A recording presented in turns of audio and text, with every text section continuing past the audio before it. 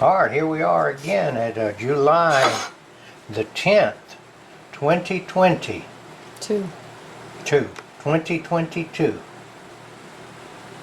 Told you I was going to show you how to cook okra. We're going to put this okra that we just picked up in the freezer, and I'm going to show you how to try to cook it without it getting slimy. Okra has a reputation of being slimy if you just cook it in water, and it does have a slimy. People that are used to it don't pay it any attention. But the old southern way to cook it is to cook it in cornmeal. You know, put a little batter on it, put a little egg and water batter, and then put it in cornmeal and then fry it in fat. Of course, you get a lot of carbohydrates that way. It's delicious, so I'll tell you that. But we're going to do it without doing that. Now this one here, and that one right there is on the verge of being too hard. But we're going to put it in there anyway, do a little experiment and see if it's too hard.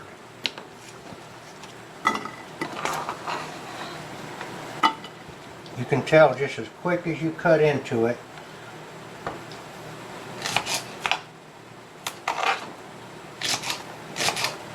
These are soft. There's no fibrous feel to it. See, you can hear it. That one's got a fibrous feel to it. Now that comes from not picking them. Actually, this one's good. It's not. It's good. This one here's good. Now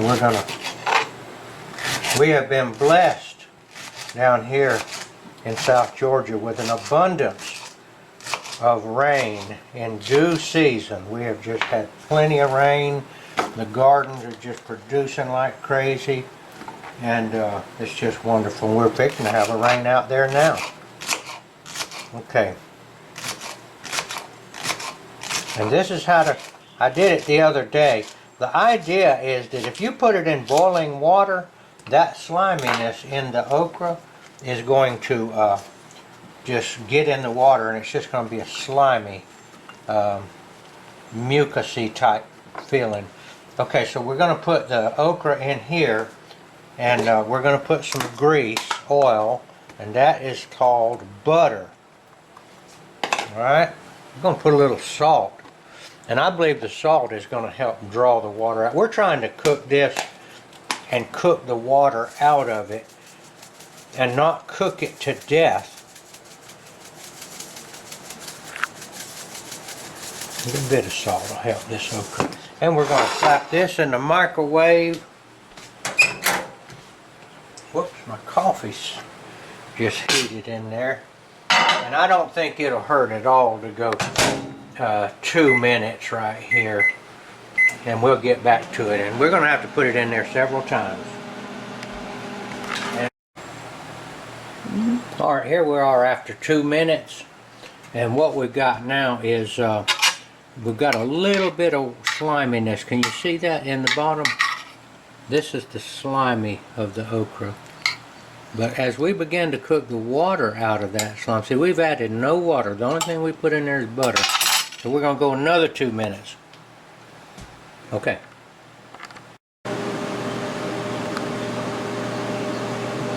Alright, now we're cutting this up to blanch it and put it in the freezer. I just wanted to give you a tip on efficiency. Here's our okra. They're different lengths too. Now watch this. I'm going to get them all the same on the end. Alright, I'm going to pull them together a little bit. I'm going to cut all these at one time. No need to cut them individually. This is the ends. You can cut depending on how many you can hold. This is about all I can handle. Now we cut up, I don't know how many it was. And we got a pot over there on the stove, and we are boiling the water, and we're going to put this okra in that boiling water and blanch it. We don't want to cook it. And then we're going to let it cool and put it in some freezer bags. Now you can make short work of this if you'll cut it up like I showed you. Okay. Okay. Alright, we got this pot about 1/4 full. We got water on a rolling boil, and we are going to put this okra in there. We're going to get it. What was that noise? Text message. We're going to let this stuff come back. We don't want to put so much in there that it cools the water off completely. We're going to let it, won't take but a second to come back to a boil, and then we're going to take it out. Okay, get back to you. Okay. Okay, we have dipped the okra out into a colander and a pot to let it drip a little bit. And you can see the slime. See that? Dripping out. And, well, I don't know, you could probably find an industrial use for that slime. And maybe they already do, I don't know.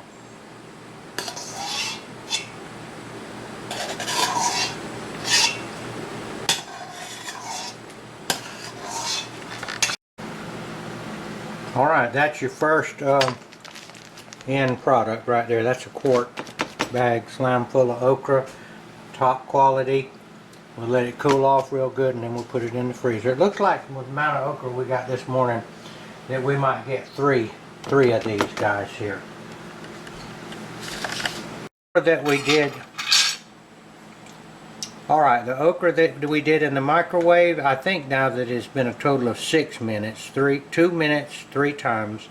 And I kind of forgot about it and left it sitting in here for about 15 minutes. I suppose the water has evaporated off now. It's considerably reduced in size. The slime at the bottom seems to have reduced quite a bit.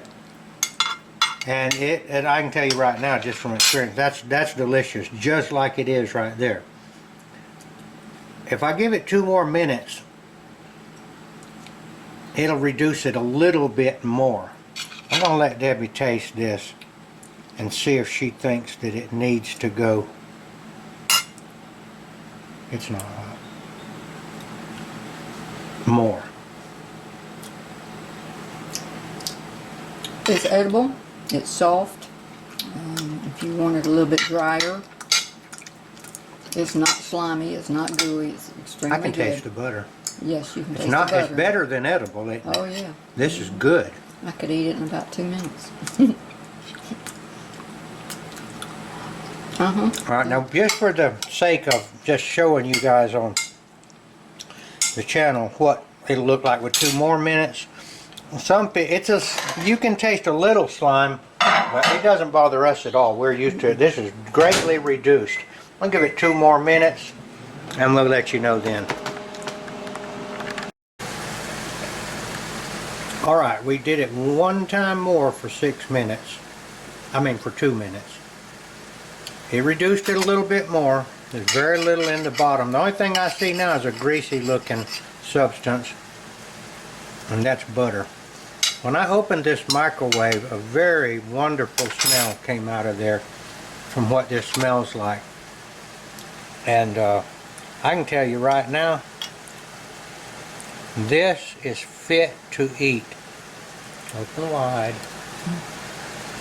Oh man, yeah. Okay, this is your okra. Oh, I could eat a lot of that. Oh, yeah.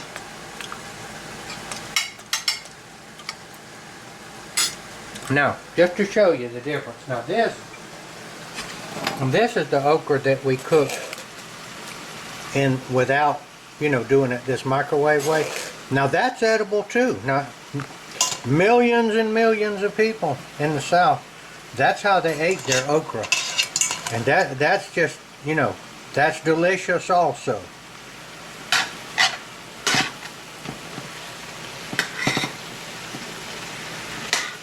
I can tell you this, anybody that doesn't like this, right, even like this, is not hungry. Because, you know, if it comes between you and being hungry, all of this food is excellent. And the real food, non-processed, no chemicals added, no sugar, no BHP or whatever they put in them. This is the real deal right here. This is what God meant for us to eat. Give us this day our daily bread, and He gave it to us today. Amen.